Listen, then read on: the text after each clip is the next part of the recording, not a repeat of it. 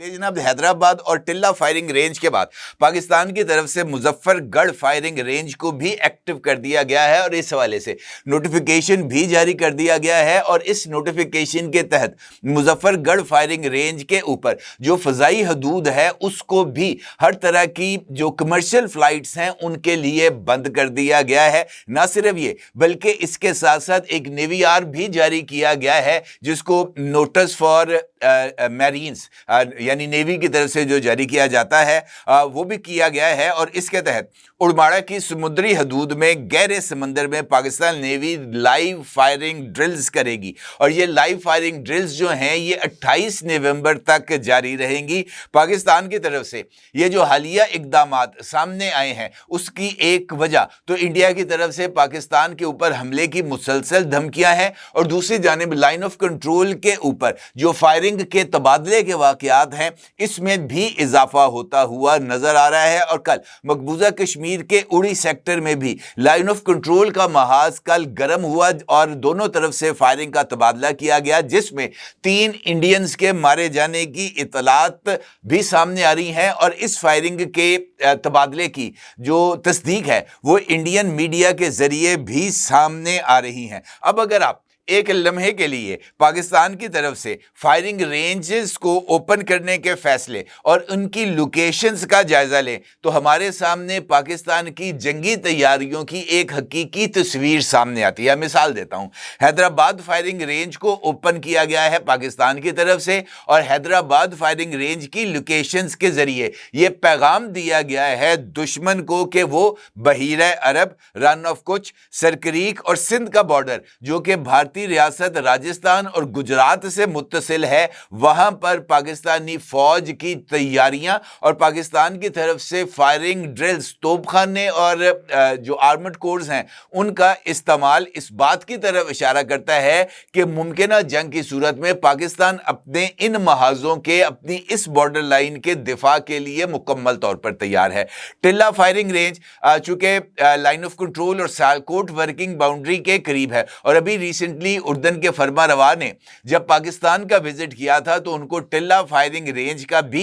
Visit कराया गया था और वहां पर उन्होंने पाकिस्तान की ये जो फायरिंग ड्रिल्स थे इसका भी मुशाहिदा किया था। हेलीकॉप्टर्स के जरिए जो एक्सरसाइजेस थी वो भी देखी थी और इसके साथ साथ ड्रोन अटैक्स का भी उन्होंने मुशाहिदा किया था। ये जो टिल्ला फायरिंग रेंज है इसके जरिए line of control, Sialkot working boundary और पंजाब की सरहद के तहफ्फुज़ के लिए जो इक़दामात हैं और उन इक़दामात के लिए जो मुमकिना जंगी तैयारियां हैं वो यहां पर होने वाली मशकें उसकी एक अमली तस्वीर हमारे सामने रखती हैं। जबकि मुजफ्फरगढ़ फायरिंग रेंज इस वजह से अहमियत की हामिल है कि ये पाकिस्तान की स्ट्रेटेजिक असासों की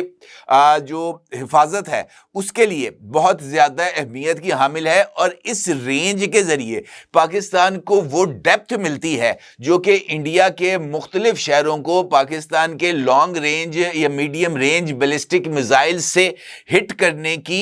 जो गुंजाइश है वो इसी फायरिंग रेंज के ज़रिए मुयस्सर आती है। और उसके साथ साथ रहीम यार खान से मुत्तसिल जो इंडियन बॉर्डर है उसके ज़रिए भी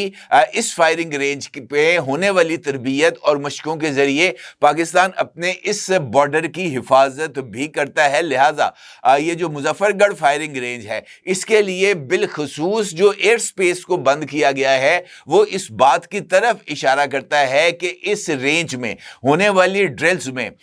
ये जो मिसाइल तजुर्बात हैं वो या रॉकेट फायरिंग के तजुर्बात भी इसी रेंज के जरिए किए जाएंगे और इसके साथ साथ पाकिस्तान के स्ट्रेटेजिक असासों के दिफा के लिए जो इक़दामात हैं वो भी यहीं से करने की प्रैक्टिस की जाएगी। इसके साथ साथ उड़माड़ा की समुद्री हदूद में ये जो लाइव फायरिंग ड्रिल्स हैं इसका मतलब और ये पैगाम देना है कि गहरे पानियों में पाकिस्तान की दिफाई मशकें इनफैक्ट पाकिस्तान की समुद्री हदूद के तहफ़्फ़ुज़ की एक वाज़ेह मिसाल भी हैं और पाकिस्तान की जंगी तैयारियों का ये एक अहम जुज़ है। इसका मतलब ये है कि पाकिस्तान अब दिफाई मोड से निकलकर रिस्पॉन्स मोड में आ गया है और ज्वाइंट फोर्स पोस्चर एक्टिवेशन ये पाकिस्तान की तरफ से कर दी गई है। और ये सिर्फ उस वक्त होता है जब खतरा सिर्फ बॉर्डर तक महदूद ना हो बल्कि कई महाजों पर मुमकिन तनाज़े के इम्कानात भी पाए जा रहे हों। अब अगर हम हालिया दिनों में होने वाली डेवलपमेंट्स को देखें, खास तौर पर इंडिया में दिल्ली ब्लास्ट के बाद जिस तरीके से इंडिया की तरफ से इक़दामात किए गए हैं, जिस तरीके से पाकिस्तान के दोस्त ममालिक को जो कि इस वक्त पाकिस्तान के साथ मुख्तलिफ तज़वीराती अलाइनमेंट में मौजूद हैं, उनको पाकिस्तान के साथ साथ दिल्ली ब्लास्ट के साथ जोड़ने की कोशिश की जा रही है। पहले इस बात का जिक्र किया गया कि तुर्की के अंदर मुलाकात हुई, अंकारा में मुलाकात हुई और वहां पर जैश के लोगों ने यानी जो डॉक्टर उमरुन नबी के हैंडलर्स थे उन्होंने अंकारा के अंदर ये जो सारे के सारा प्लॉट है उसके ऊपर डिस्कशन की। उसके बाद बांग्लादेश जो एक तवील अरसे के बाद पाकिस्तान के साथ दोबारा अलाइन हुआ है और हालिया दिनों में पाकिस्तान के chairman joint chiefs of staff committee और पाकिस्तान के नेवल चीफ ने भी बांग्लादेश का दौरा किया है। वहां पर उन्होंने अहम तरीन मुलाकातें की हैं और इन मुलाकातों ने बांग्लादेश को मिलिटरली पाकिस्तान और चाइना के साथ अलाइन किया है। और ये बात इंडिया अपनी चिकन नेक की वजह से उसके लिए ये सूरत हाल काबिल कबूल नहीं है कि वहां पर यानी बांग्लादेश में पाकिस्तान और चाइना का असर रसूख बढ़े। लिहाजा दिल्ली ब्लास्ट में तुर्किया के बाद जो कि पाकिस्तान का चीन के बाद दूसरा बड़ा डिफेंस सप्लायर भी है और पाकिस्तान की तुर्किया के साथ स्ट्रेटेजिक अलाइनमेंट अब कोई ढकी छुपी नहीं रह गई। तुर्किया को इन्वॉल्व किया और उसके बाद बांग्लादेश को भी इसमें इन्वॉल्व किया। और अभी रिसेंटली ये खबर भी सामने आई है कि बांग्लादेश के एक नौजवान जिसका नाम इख्तियार बताया जाता है, बांग्लादेशी नौजवान है, बांग्लादेशी ओरिजिन है, उसको भी एक जैश के कारकुन के तौर पर मुतारफ कराया गया और यह बात कही गई कि बांग्लादेश में जैश ने अपनी जड़ें बना ली हैं और जैश और लश्कर दोनों ही बांग्लादेशी नौजवानों को इंडिया के खिलाफ इक़दामात करने के लिए या हमलों के लिए उकसा रहे हैं। ये एक वसी पैमाने पर प्लॉट है और इस प्लॉट में अल्टीमेटली इंडिया की तरफ से पाकिस्तान को इन्वॉल्व किया जाना है। और यही वजह है कि मुख्तलिफ नॉटम्स की एक्सपायर होने के बावजूद भी इंडिया की ये जो ट्राई सर्विसेज एक्सरसाइजेज हैं ये मुख्तलिफ मोड्स के अंदर जारी हैं और इंडियन एयर फोर्स ने 28 नवंबर तक के लिए अपनी एयर ड्रिल्स इंडिया के मुख्तलिफ मुकामात खास तौर पर सेंट्रल इंडिया और पाकिस्तानी पंजाब के करीब अपनी ड्रिल्स में इजाफा किया है। इसी तरीके से इंडियन नेवी ने भी अपनी जो मैरीटाइम ड्रिल्स हैं उसमें इजाफा किया है और अभी इंडियन नेवी एक ज्वाइंट एक्सरसाइजेस कर रही है अमेरिकन